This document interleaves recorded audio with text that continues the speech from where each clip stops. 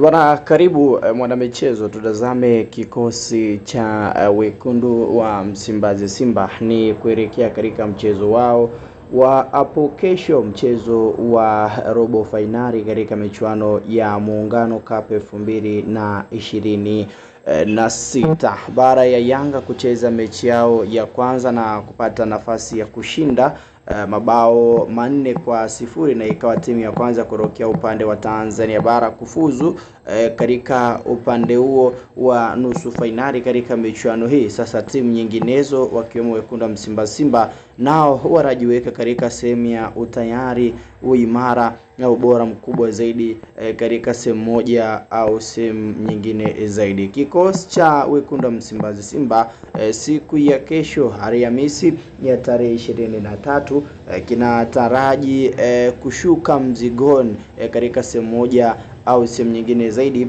dhidi ya miamba ya Mafunzo Sports Club kutokea nchi visiwani huko Zanzibar katika sehemu moja au sehemu nyingine zaidi ya makubwa, na kila ambacho tayari kipo katika nafasi hiyo na mengi makubwa ambayo pia yanazidi kuwepo. Upande wa kikosi cha wekundu wa Msimbazi Simba kesho wanacheza mechi yao ya kwanza kwenye michuano hii ya Muungano Cup 2026. Dhamira ya Simba, wao wanakuambia wanahitaji kutoa ubingwa huu wa Muungano Cup 2026, na Simba ni moja ya timu ambayo imekuwa na kumbukumbu nzuri katika ushiriki wao kwenye michuano hii ya Muungano Cup 2026.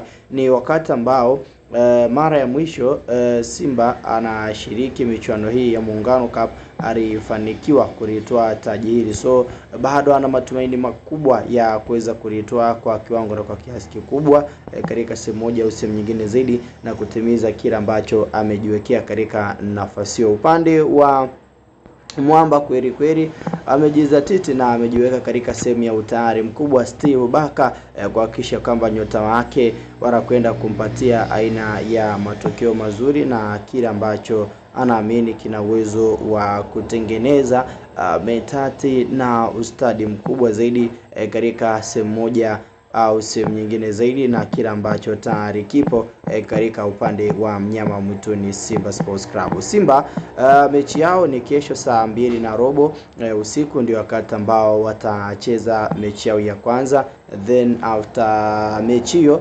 watasonga katika hatua inayofuata. Kama watakuwa wamefanikiwa kupata ushindi, then moja kwa moja kumsubiri mpinzani wao atakayejitokeza upande wa Singida Black Stars dhidi ya KMKM katika upande huo, ili pia wakutane katika hatua ya nusu fainali. So mnyama mwituni kutazama ratiba yake ilivyo, ni ratiba ambayo sio ratiba ngumu as such, ni ratiba ambayo ana uwezo wa kuafford kila ambacho anaamini ni sehemu ya mtaji mkubwa na mengi makubwa ambayo tayari hapo katika nafasi hiyo na uwezo mkubwa wa kumjenga na kumfanya kuwa imara muda wote zaidi. Binafsi kupitia katika mabadiliko ambayo Steve Baka ametangaza kuyafanya katika upande wa kikosi chake, nitaomba nikubirishe katika sehemu ya nyota 11 ambao tutarajie na tutegemee pia kuwatazama katika upande wa kikosi hicho wakifanya makubwa na mengi ambayo yamezidi kutukuka ndani ya kikosi hicho. Kikosi cha Simba kina golikipa Hussein Aber, ndiye ambaye anaanza katika mchezo huu kuhakikisha kwamba anaifanya timu inakuwa katika mentati na ustadi mkubwa. Then beki namba 2 ni upande wa mwamba kweli katika upande wa David Kameta Duchu. Duchu ndiye anacheza kama beki namba 2 full back right kuhakikisha kwamba timu pia inakuwa katika top class na top performance ya hali ya juu. Tukija katika upande wa mabeki wawili wakati tupo na mwamba anayejulikana kwa jina la Ismail Ture akicheza pamoja na bwana mdogo Vedastus Masinde, ndiye ambaye anacheza katika nafasi ya nambari 4 na 5. Ina maana Masinde Vedastus yeye pamoja na mashine ya kazi Ismail Ture ndio mabeki wawili wakati ambao wanaanza katika mchezo huu. Then tukija kwenye upande wa namba 6, yani holding midfielder ni Abdalla Charles Mfuko Daudi. Daudi Charles Mfuko ndiye ambaye anacheza kama namba 6 katika mchezo huu. Then 7 yupo Eri Mpanzu Kibisawara. Mpanzu anarejea katika nafasi yake akicheza kama namba 7, one of the best player ambaye Simba wamekuwa naye katika nafasi hiyo. Then tukija katika upande wa namba